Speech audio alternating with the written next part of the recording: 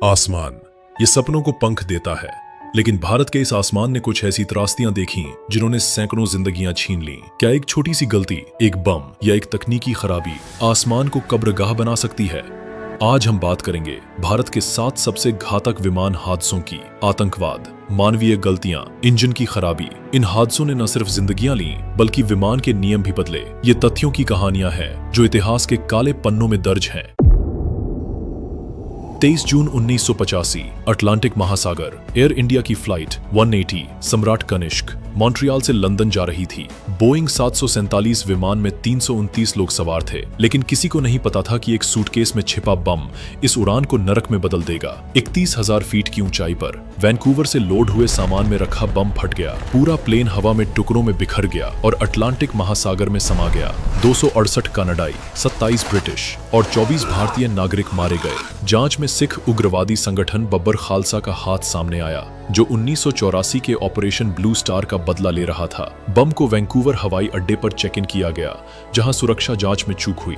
Canada की खुफिया agency को चेतावनी मिली थी, लेकिन उसे नजरअंदाज किया गया। इस हादसे के बाद विमानन सुरक्षा में बड़े बदलाव आए। सामान की स्कैनिंग के लिए एक्सरे मशीनें और विस्फोटक डिटेक्शन सिस्टम अनिवार्य हुए। भारत और कनाडा में आतंकवाद विरोधी कानून सख्त किए गए। यह भारत का सबसे घातक आतंकवादी हादसा था।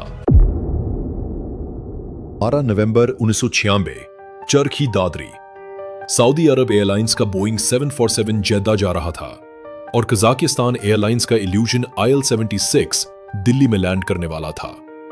दिल्ली के पास आसमान में दोनों प्लेन आपस में टकरा गए। इस हादसे में कुल 339 लोग मारे गए, 312 सऊदी फ्लाइट में और 37 कजाक फ्लाइट में। कजाकिस्तान पायलट ने 14,000 फीट की जगह 15,000 फीट पर उड़ान भरी। भाषा की गलतफहमी और एयर ट्रैफिक कंट्रोल की चूक ने मलबा 10 किलोमीटर तक बिखेर दिया। इस हादसे ने एयर ट्रैफिक कंट्रोल में सुधार लाए। भारत में रडार सिस्टम अपग्रेड किए गए और पायलट कंट्रोलर संचार के लिए अंग्रेजी अनिवार्य हुई। यह दुनिया की सबसे घातक मिड एयर टक्कर थी। 12 जून 2025 अहमदाबाद, एयर इंडिया की फ्लाइट AI-178 बोइंग 787 लंदन के लिए टेक ऑफ करती है, लेकिन 30 सेकंड बाद यह बीजे मेडिकल कॉलेज की बिल्डिंग से टकरा जाती है।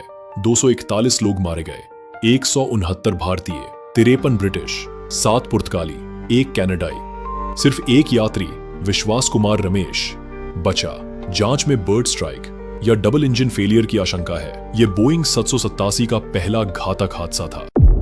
1 जनवरी 1978 अरब सागर, एयर इंडिया की फ्लाइट 855 सम्राट अशोक मुंबई से दुबई जा रही थी। बोइंग 747 में 213 लोग सवार थे। टेक ऑफ के 2 मिनट बाद प्लेन समुद्र में क्रैश हो गया।